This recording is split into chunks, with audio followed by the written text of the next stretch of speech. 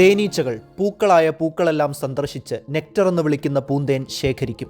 തേനീച്ചകൾ ഇങ്ങനെ തേൻ തേടി പോകുന്ന ചെടികളുടെ കൂട്ടത്തിൽ അലങ്കാര ചെടികളും ഔഷധ ചെടികളും എല്ലാമുണ്ട്. പൂക്കളിൽ നിന്നും ഇത്തരത്തിൽ ശേഖരിക്കപ്പെടുന്ന നെക്ടർ അഥവാ പൂന്തേനിൽ പൊതുവെ ജലാംശം കൂടുതലായിരിക്കും.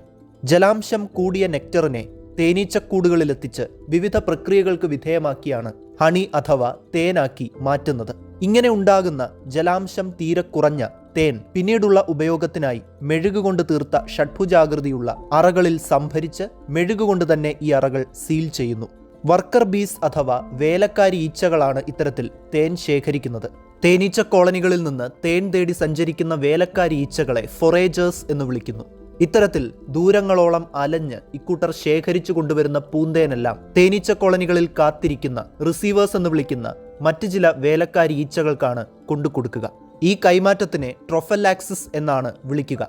തുടർന്ന് ഇങ്ങനെ കിട്ടുന്ന പൂന്തേനിനെ അവർ റിഗർജിറ്റേഷൻ, റീ ഇഞ്ചക്ഷൻ എന്നീ പ്രക്രിയകൾക്ക് വിധേയമാക്കും. ഒരു തവണ വിഴുങ്ങിയ ആഹാരത്തെ തിരിച്ച് വായിലേക്കെടുക്കുന്ന പ്രക്രിയയാണ് റിഗർജിറ്റേഷൻ. അത് വീണ്ടും വിഴുങ്ങുന്ന പ്രക്രിയയാണ് റീ ഇഞ്ചക്ഷൻ. തേനീച്ചകൾ വഴിയുള്ള തുടർച്ചയായ റിഗർജിറ്റേഷൻ, റീ ഇഞ്ചക്ഷൻ എന്നീ പ്രക്രിയകൾക്ക് വിധേയമാകുന്ന പൂന്തേനിൽ ക്രമേണ ജലാംശം കുറഞ്ഞു വരും. ജലം ഇവാപ്പറേഷൻ എന്ന പ്രക്രിയയ്ക്ക് വിധേയമായി നീരാവിയായി പോകുന്നത് കൊണ്ടാണ് ഇത്. തേനീച്ചകൾ മുഖേന നടക്കുന്ന പൂന്തേനിന്റെ ഈ പ്രോസസ്സിങ്ങിനെ honey ripening, tongue lashing behaviour എന്നും വിളിക്കാറുണ്ട്. ഇത് കേൾക്കുമ്പോൾ തേനീച്ചകളുടെ ഛർദിയാണല്ലേ തേനെന്ന ഭാവത്തിൽ ചിലരെങ്കിലും മുഖം ചുളിക്കാതിരിക്കില്ല. ഈ പ്രോസസ്സുകൾക്ക് ശേഷം കുറേയധികം തേനീച്ചകൾ ചേർന്ന് അറകളിലുള്ള തേൻ തുള്ളികൾക്ക് ചുറ്റും നിന്ന് തുടർച്ചയായി ചിറകടിക്കും. ഫാനിങ് ബിഹേവിയർ എന്നാണ് തേനീച്ചകളുടെ ഈ സ്വഭാവത്തിന്റെ പേര്. ഇത് ചെയ്യുന്നത് വഴി തേനിൽ അവശേഷിക്കുന്ന ജലാംശം കൂടി ആവിയായി പോകും. ഇങ്ങനെ തേനിലെ ജലാംശം കുറയ്ക്കുന്നത് വഴി സൂക്ഷ്മജീവികൾക്ക് അതിൽ വളരാൻ കഴിയില്ല. ഇതൊന്നും കൂടാതെ ഇവർ എൻസൈംസ് അഥവാ രാസാഗ്നികളുടെ സഹായത്തോടെ തേനിലെ സൂക്രോസ് വിഭാഗത്തിൽപ്പെട്ട പഞ്ചസാരകളെ വിഘടിപ്പിച്ച് ഗ്ലൂക്കോസ്, ഫ്രക്ടോസ് എന്നീ ഘടകങ്ങളാക്കി മാറ്റുകയും ചെയ്യും. തേനിൽ പ്രധാനമായും അടങ്ങിയിട്ടുള്ളത് ഫ്രക്ടോസ്, ഗ്ലൂക്കോസ് എന്നീ മോണോസാക്കറൈഡ് വിഭാഗത്തിൽപ്പെടുന്ന ഷുഗറുകളാണ്. ഇതുമാത്രമല്ല, തേനീച്ചകൾ പരസ്പരം ആശയവിനിമയം നടത്താൻ നൃത്തം ചെയ്യാറുണ്ട് എന്നുള്ള കാര്യം നിങ്ങൾക്കറിയാമോ?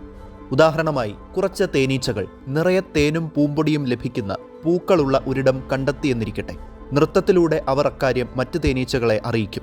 തേനീച്ചക്കൂട്ടിൽ നിന്ന് ആഹാരം ലഭിക്കുന്ന സ്ഥലത്തേക്കുള്ള ദൂരം, ദിശ, പ്രത്യേകതകൾ, ആഹാരത്തിന്റെ സവിശേഷതകൾ എന്നിവയെല്ലാം അവരിങ്ങനെയാണ് ബാക്കിയുള്ള തേനീച്ചകളെ അറിയിക്കുന്നത്. തേനീച്ചകളുടെ നൃത്തത്തിനെ രണ്ടായി തരം തിരിക്കുന്നു.